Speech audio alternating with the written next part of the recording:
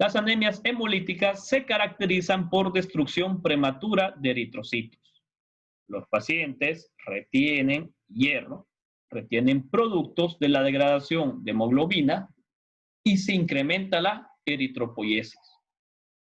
Como los eritrocitos tienen una vida media bastante corta, la médula ósea puede ser hiperactiva. Esto va a resultar en un mayor número de reticulocitos en la sangre circulante. ¿Qué quiere decir? Que si yo sospecho anemia hemolítica, pues mido reticulocitos. Y si el paciente está hemolizando en ese momento, los reticulocitos van a elevarse para tratar de compensar. Los pacientes se fatigan con facilidad, hacen disnea y hacen las manifestaciones que hemos visto de anemia. Y esto se debe a que muchas veces las crisis son tan agudas que el paciente puede perder grandes cantidades de eritrocitos en el lapso de días. Ya que puede ser que hoy tenga 12 y me aparezca el día viernes con 4 de hemoglobina. Así de grave pueden ser las anemias hemolíticas. Según su etiología, puede ser intrínsecas o extrínsecas. Las causas intrínsecas se ven con las membranopatías, hemoglobinopatías, problemas enzimáticos. Las extrínsecas van con cosas externas al eritrocito, fármacos, toxinas bacterianas, anticuerpos, traumas del eritrocito. Pueden ser normocíticas, normocrómicas, pero también macrocíticas, por el aumento de células inmaduras para compensar, debido a que a veces es tan masiva la hemólisis que la médula ósea pues tira macrocitos para tratar de mantener el número de eritrocitos. Usualmente estos pacientes tienen reticulocitos elevados. Y lo que es característico es las manifestaciones por hemólisis. Hacen ictericia a expensas de bilirrubina indirecta. Esplenomegalia, ya que aumenta la actividad del vaso por la hemólisis, y tienen las manifestaciones clínicas propias de la causa de anemia. Estos pacientes van a estar téricos y pálidos. Puede haber esplenomegalia, deformidades congénitas graves como las talasemias son posibles.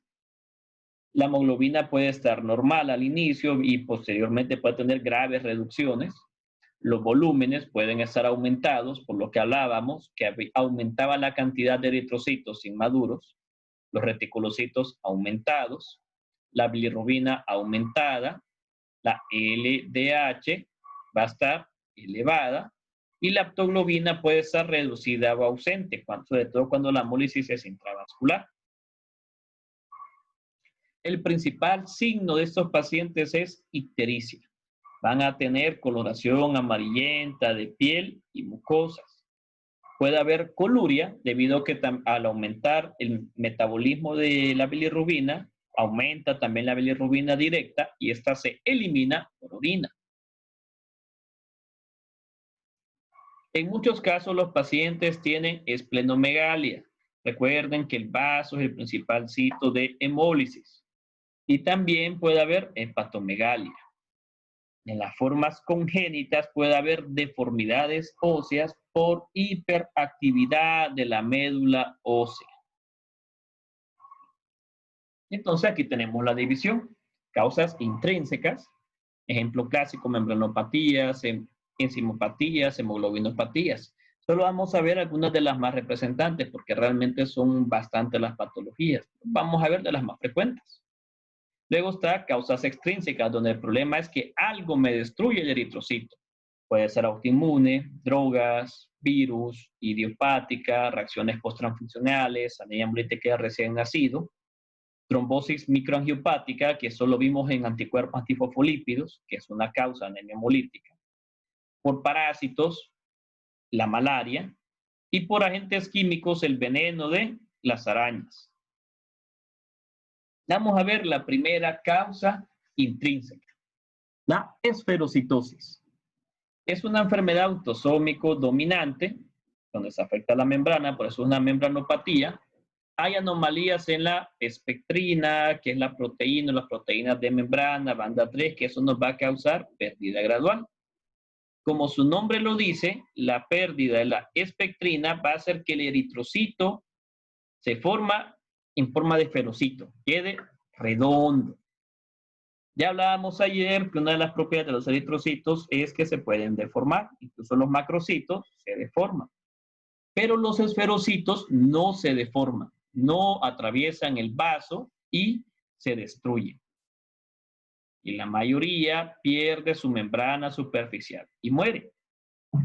Los pacientes pueden tener anemia, ictericia, esplenomegalia, cálculos por pigmentos biliares y puede haber crisis de aplasia durante las infecciones.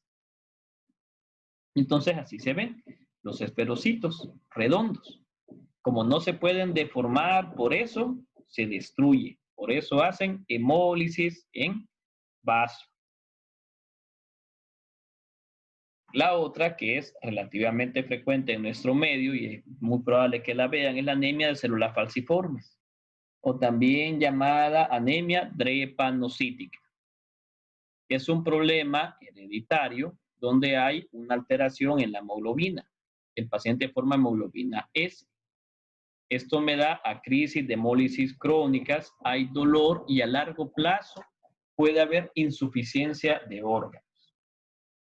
El gen es recesivo y puede manifestarse como heterocigoto o como homocigoto. Obviamente, si es homocigoto, pues la enfermedad va a ser más grave. En nuestro país es frecuente en la región norte, en los departamentos de Colón, gracias a Dios, Olancho, Atlántida, podemos encontrar varios casos. Sin embargo, ya está distribuido a nivel nacional por el aspecto migratorio, que muchas personas migran, y ya podemos encontrar en todo el país pacientes con anemia drepanocítica. La normalidad de la hemoglobina S es resultado de una mutación puntual en la cadena beta, donde se sustituye la valina por ácido glutámico. O sea, este es el problema. Se sustituye valina por ácido glutámico. Cuando es la hemoglobina S homocigoto, se vuelve falciforme al desoxigenar. Al inicio mantiene esa estructura normal. Cuando se desoxigena, se deforma.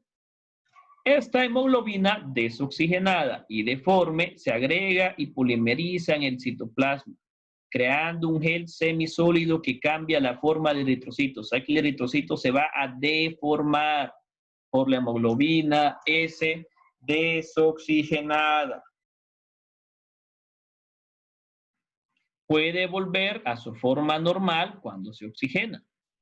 Sin embargo, cuando hay varios episodios de desoxigenación, se mantienen permanentes con el rasgo falciforme. Y las personas que son heterocigotas tienen menor tendencia a formar células falciformes y pueden estar incluso asintomáticas. En cambio, los homocigotos son los clínicamente más sintomáticos. Entonces, ocurre el cambio, el ácido glutámico, como ustedes pueden ver, sustituye a la valina, los eritrocitos se desoxigenan, entonces viene la deformidad, pasa de la forma de disco que tenemos a esto. Llega un punto en que se vuelve irreversible. Se pueden adherir entre sí, adherir a la pared vascular y causar hemólisis. Incluso pueden causar oclusión vascular, y aquí es donde vienen los problemas. Al haber oclusión vascular, el paciente va a tener isquemia de órganos. Y por lo tanto, el paciente va a desarrollar fallo de estos órganos a largo plazo.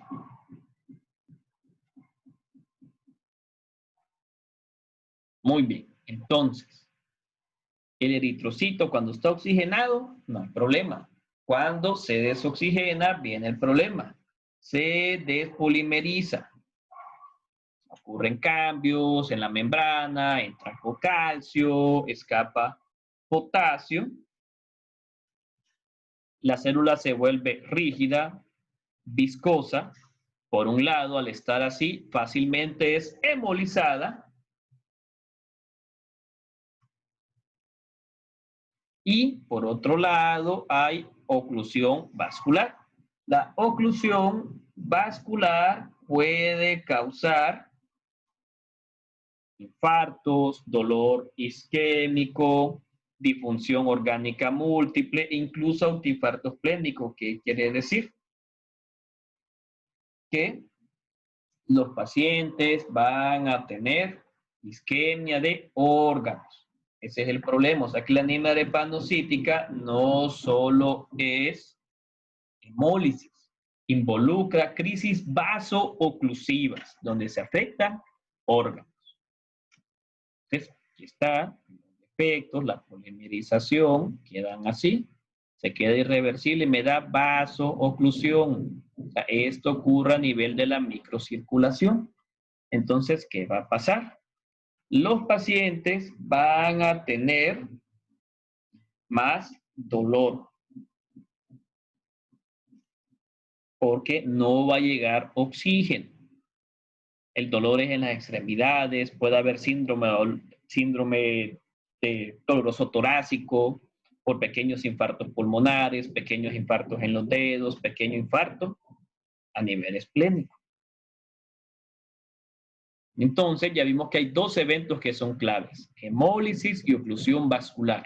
Estos eventos pueden ser desencadenados por el estrés, el ejercicio, frío, hipoxia, acidosis e infecciones. Las manifestaciones se dan por hemólisis, anemia, por la crisis de oclusión me va a dar crisis de dolor, infartos, incluso eventos cerebrovasculares, no esperen algo grande, sino pequeños infartos. Y los pacientes tienen predisposición a infecciones. Recuerden que hablamos de infartos esplénicos, entonces perdemos la defensa del vaso. Como hay destrucción de eritrocitos, se libera bilirrubina. Esto hace que los pacientes tengan ictericia y tengan producción de cálculos de pigmentos en vesícula biliar, o sea que pueden hacer litiasis por pigmentos biliares. La oclusión del vaso causa la mayor parte de complicaciones graves. El episodio de dolor agudo, consecuencia que los vasitos están obstruidos, hay hipoxia tisular. Recuerden que la hipoxia hace que se aumenten las vías anaeróbicas y se produce ácido láctico. Esto me da crisis de dolor que por oclusión en abdomen, tórax, huesos y articulaciones. Muchas áreas pueden afectarse de forma simultánea y los infartos secundarios al flujo sanguíneo pueden causar daño crónico a hígado, vaso, corazón, riñones y retina. ¿Qué quiere decir? Que no solo es el dolor, que a largo plazo estos pacientes pueden tener daño orgánico. Entonces miren qué bonito se ven aquí los eritrocitos, deformes. En las partes distales, pues estos pacientes tienen acropaquia. Recuerden que aquí son capilares pequeños. La obstrucción me causa hipoxemia crónica. La hipoxemia crónica hace que crezcan el tejido conectivo por factores de crecimiento vascular. En los piecitos es frecuente las úlceras. Pueden estar años con estas úlceras. El vaso es susceptible. Recuerden que el flujo sanguíneo en el vaso es lento, la tensión oxígeno baja, la hemoglobina de los eritrocitos, cuando atraviesa el vaso se desoxigena y esto causa isquemia. El daño en el vaso ocurre en etapas tempranas. Al inicio puede haber congestión, luego hay asplenia funcional, que quiere decir que pierde sus funciones de defensa. Por eso estos pacientes se predisponen a infecciones, porque se pierden los mecanismos normales de defensa.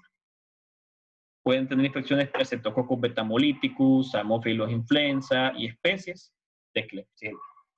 Y finalmente, pues, para que vean todo lo que puede causar: accidentes cerebrovasculares, ceguera por infartos retinianos, como hay hemólisis de forma constante y sobrecarga de hierro, que me puede causar daño cardíaco, daño hepático, puede haber infartos pulmonares y los pacientes pueden tener síndrome torácico agudo, cálculos de pigmento en vesícula biliar, atrofia de vaso por infartos, infartos renales, pueden terminar con enfermedad renal crónica, necrosis avascular de cabeza femoral, infartos en los dedos de las manos, dedos de los pies, osteomielitis por infartos, malas infecciones y úlceras.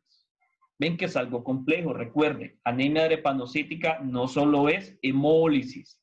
Hay crisis vasoclusivas que a largo plazo me causan daño de órganos.